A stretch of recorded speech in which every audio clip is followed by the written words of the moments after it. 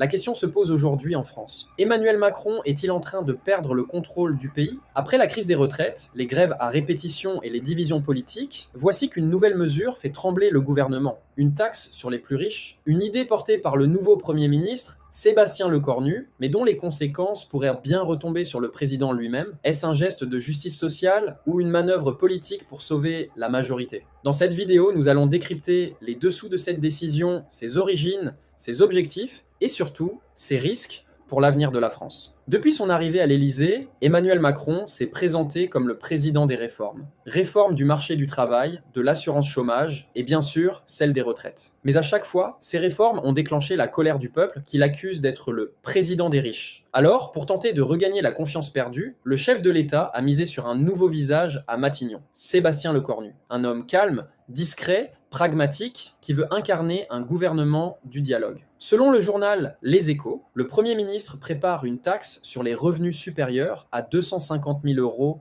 par an. L'objectif, récupérer entre 4 et 4,5 milliards d'euros pour combler le déficit du budget 2026. Mais derrière les chiffres se cache un enjeu bien plus politique. Lecornu veut obtenir le soutien de la gauche socialiste au Parlement et surtout éviter d'utiliser l'article 49.3 de la Constitution, cet outil impopulaire qui permet de faire passer une loi sans vote et qui a tant coûté à la crédibilité de Macron ces dernières années. Autrement dit, cette taxe est autant un signal économique qu'un test politique. Mais comme souvent en France, toucher au portefeuille provoque aussitôt la colère de la rue. Le 2 octobre, des milliers de manifestants ont défilé à Paris, notamment place de la Bastille, pour dénoncer la politique de rigueur et réclamer plus de justice sociale. Les syndicats ont appelé à une nouvelle mobilisation nationale, et même si la participation reste inférieure à celle du mouvement contre les retraites, la tension demeure palpable. La France reste un pays où la contestation est une tradition. Sur le plan économique, la situation est préoccupante. La dette publique dépasse désormais les 3 000 milliards d'euros, le déficit budgétaire franchit les 5% du PIB,